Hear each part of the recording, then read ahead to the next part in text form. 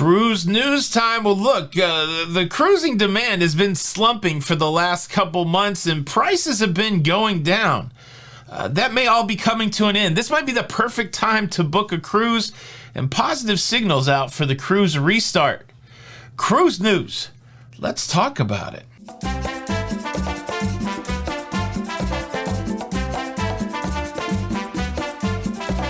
Hey, what's up, everybody? Welcome back to Lido, Loca. I'm your host, Tony, here with the latest cruise news updates. Welcome to the show. It is October the 5th, 2021. We are right here in the first month of the fourth quarter of 2021, and the Q4 is normally for businesses a big quarter. This is, for retail businesses, certainly with holiday shopping, this is the quarter they are looking for, and it's not that different in the YouTube space. It's not that different in the cruising space. This is the great time for the YouTuber. If you guys don't know that, traditionally, at least historically with this channel, this is when I get some of the most views and I sell the most advertising on the channel. Q4, here we are. But it's an interesting scenario that the cruise lines find themselves in because they've had a challenging end of Q3. Now, what's been going on? Well, the cruise leaders have said very clearly that because of the rise of the Delta variant and the increased protocols that had to be put in place because of the Delta variant, that the demand for cruising has been slumping. It's interesting. If we go back to June and July when this whole cruise restart began, man, the excitement for cruising was there. We saw prices go way up for cruising because there was a lot more demand than there were cruise ships for people to get on, and that was some very positive signals. And the cruise industry with smiling faces said, "We're coming back, baby. We're coming back. People are going to spend more money on board. We're going to be able to charge higher prices. We are going to recover our industry." And that was the trajectory for a couple months until whammo bammo, the Delta variant reared its ugly head. The Delta variant reared its ugly head. Many of the cruise lines went with a stricter masking policy, this whole testing policy for vaccinated people. All of that was really a bunch of roadblocks for people that were wanting to easily get back to cruising, and it caused a slump in demand, and good for the consumer, the slump in demand, because what we saw was cruise prices go way down. And when cruise prices go way down, people are happy to jump on those cruises, even if they have to jump through the hoops.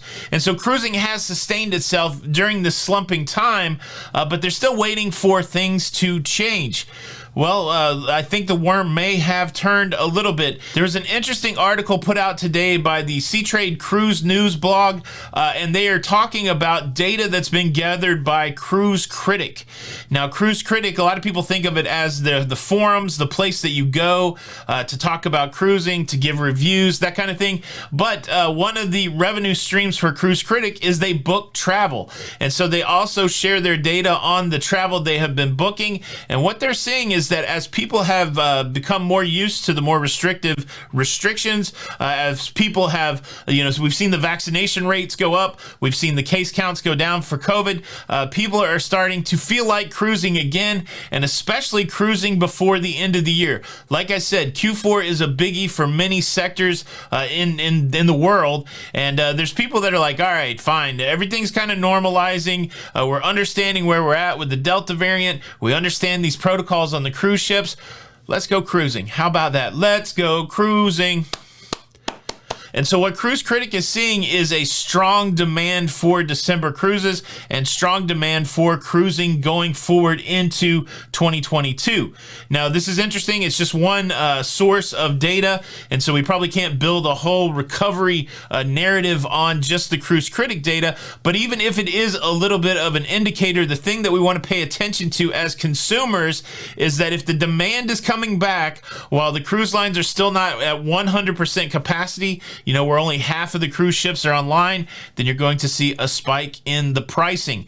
So look, if you're looking to book a cruise in the future, if you're looking to book a cruise for 2021, this may be the most opportune moment because the demand has not caught up with the supply right now.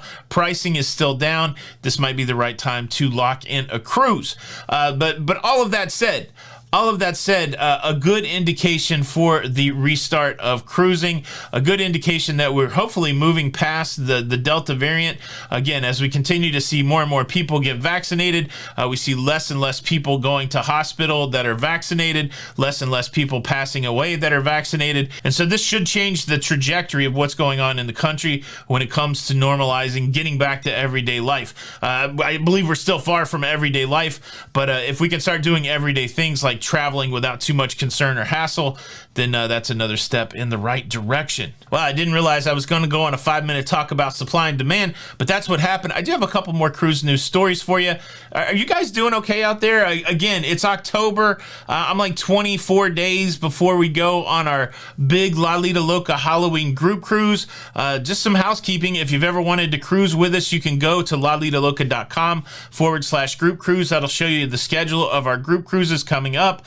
You can join us there. We have a live show every Tuesday night at 9 p.m. If you're waiting with bated breath to see the beautiful Jenny with her lovely Long Island accent talk cruising, well, that happens on Tuesday night on the live show at 9 p.m. Make sure you check that out. And also, you still have time to pick up some of these Sugar Skull t-shirts so that you can represent the Loca fam on your fall cruise. More t-shirt designs coming.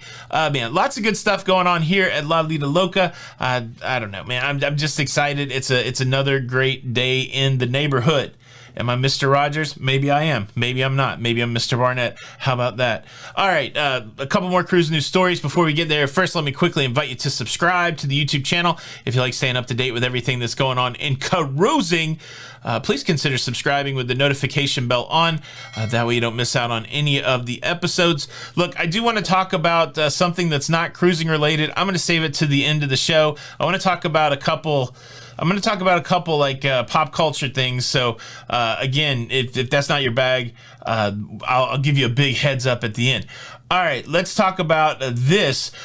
We've got another warning from the CDC about a Caribbean nation not to travel to. This is becoming old hat now. I think almost every island in the Caribbean is now at a level 4, but joining the list now is Barbados. As has happened when these announcements come out, the cruise lines have not altered course based on these CDC recommendations. So there will still be cruises to Barbados, but just know that this is on the list of the CDC's places you should not go, but cruise lines will still continue to go there. Another place on that list is Jamaica, but as we know, Carnival has been making calls in Ocho Rios for the last couple months, and now finally in November, Royal Caribbean will be making their return to Jamaica. And so more and more cruise lines are starting to explore different ports. One of the other trends in the early part of the restart is you would primarily see these cruise ships going to Nassau, like Bahamas, Bahamian ports, and to Mexican ports, Costa Maya, Cozumel. There was stuff going on in St. Martin, those kind of places, but as we see some of these things like Jamaica coming back online for another cruise line, Bermuda, of course, Norwegian Cruise Line up there in Bermuda, over there in Bermuda, Bermuda Triangle, find Amelia Earhart. Yeah, all that stuff is going on, but it's a weird dance, right? CDC continues to tell you not to go places, cruise lines continuing to go places. That's where we're at with that. How about that? So that closes the cruise news section of the show. I just want to talk about two things entertainment-wise. Sometimes people ask me what I'm watching, what's interesting to me.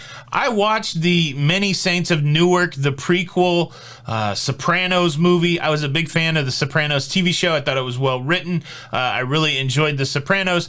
And the way that the trailer looked for this Many Saints thing, it looked like it was going to be like a come-of-age story for Tony Soprano, that you would get some deep insights as to how he went from being a teenager to a crime boss.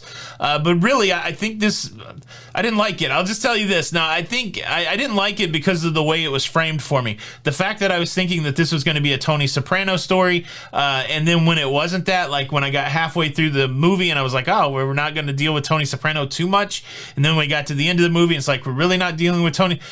This movie should have been called Dickie Moltisanti, a gangster story or something like that, or just Dickie Moltisanti. If you would have called it that and it would have been framed in the idea that I was going to follow the trajectory of Dickie Moltisanti, who would be influential in Tony Soprano's life, I think I would have enjoyed the movie more. There were definitely some highlights. I know a lot of people didn't like the ending. I kind of liked the ending because one of my favorite parts of The Sopranos deals with the character that brought the ending to be. I'll just say that. I don't want to spoil it. But yeah, I would give it like a 6 out of 10, right? But go in with different expectations. Go in not thinking you were going to figure out how Tony Soprano became a crime boss, but how Dicky Moltisanti, how he lived his life that would eventually impact Tony Soprano. The second thing I want to touch base on is the show I've been obsessed with for the last 24 hours. It's gone super viral. I watched a little bit of it last week, but then after it went super viral, I really got through the first couple episodes, and I'm Squid Game. This is a scripted Korean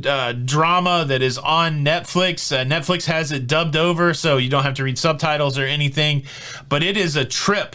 It is like a dystopian, I don't even want to spoil it. But look, it's very violent. I just got to say that. I'm not a big fan of the violence, but it's very violent. But if you want to see a real intense drama about people in stressful situations, desperate people in stressful situations. One of my favorite movies of the last couple of years is Uncut Gems with Adam Sandler.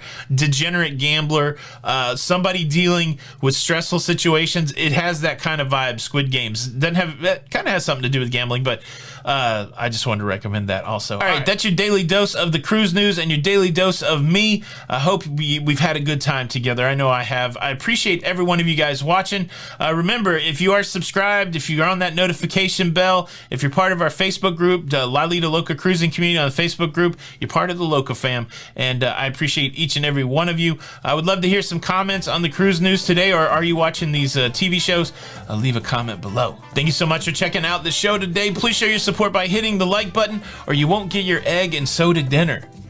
There's a little Squid Game reference. This is Tony with Lido Loca, and until the next time, we'll see you on the Lido. Bye.